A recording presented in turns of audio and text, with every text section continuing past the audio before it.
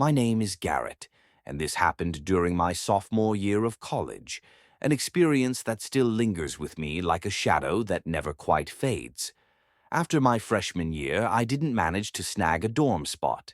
Housing was tight, and I ended up scrambling for anything that was even remotely affordable. Eventually, I landed in a co-op setup that was part of a small community of three old houses clumped together near the edge of campus.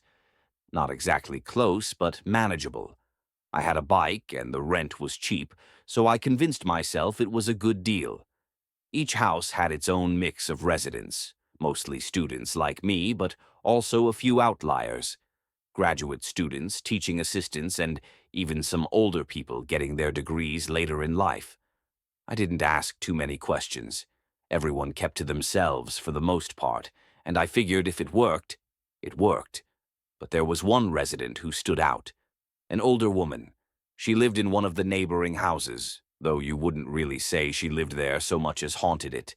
I guessed she was in her late 50s, maybe older.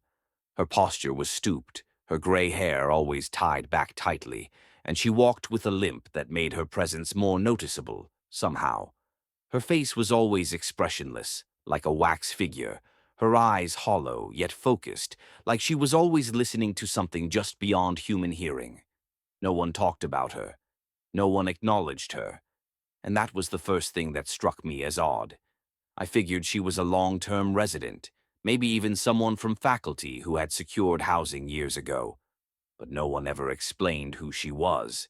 And when I asked, people just shrugged or changed the subject. The first unsettling encounter I had with her was in the shared kitchen. I was making instant noodles one late evening, and there she was, just standing there. Not eating, not cooking, not cleaning, just watching. At first, I thought she might be waiting her turn, but as the minutes passed, it became clear she wasn't there for the kitchen. She was just observing. And it wasn't casual. Her eyes never left me. I tried to ignore it, but every time I glanced up, she was still there, still staring. The oddest part, no one else seemed to see her. One of my housemates walked right past her without even glancing in her direction. I was starting to feel like I was the only one who noticed she existed. A few days later, I was working late on a paper. Around 2 a.m., I stretched, looked out my second-story window to clear my mind. And there she was, standing directly in the middle of the street, arms at her sides, looking straight up at my window. Not the house, not the second floor, my room. It was cold out, and she wasn't wearing a coat, just a gray cardigan and a long, faded dress. I stared at her for a moment, stunned, then hesitantly lifted my hand and waved. She didn't wave back. Instead, she started bouncing on her heels like a child, her mouth twitching in what I think was a smile. Then she turned and ran, not walked, ran to one of the other houses. That's when it hit me. Now she knew exactly where I slept. Later that night, I asked one of my housemates, Lee, about her. He shrugged and said she'd always been around. Everyone just ignores her, he said, like it was no big deal. She's harmless, probably some alum. But the vagueness made it worse. No one seemed to know who she actually was. Or worse, they did know and just didn't want to say. Eventually, I found a senior who lived in her house and was willing to talk. He said she was connected to the university somehow, called her a little off, but not dangerous. The property manager lets her stay. He's the one with the authority, I guess. That was the best explanation anyone had. Still, the strange encounters didn't stop. One night, just past midnight, I opened my bedroom door to grab water and nearly collided with her. She was standing directly outside my room. No knocking, no movement. Just standing there, head slightly tilted, staring at the door like she'd been listening for hours. I froze.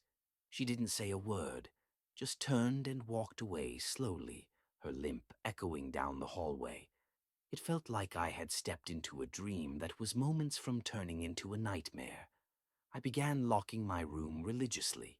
Our co-op used to be a hotel, so each room had its own door and key. Most people didn't bother locking theirs, but I always did, especially after that night. Then, one day, I lost my key. Not just misplaced. I knew I hadn't lost it myself.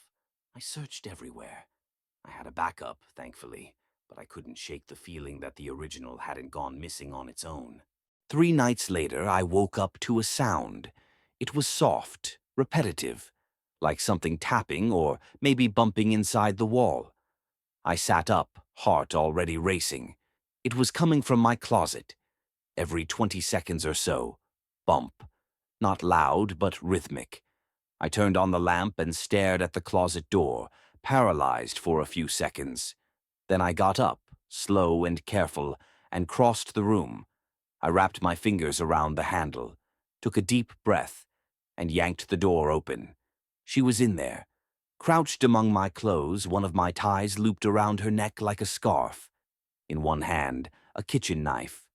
Mine. Her eyes were wide and glassy, her breathing fast and erratic. She looked like an animal cornered in its den. I screamed, stumbling backward, and in that instant, she lunged.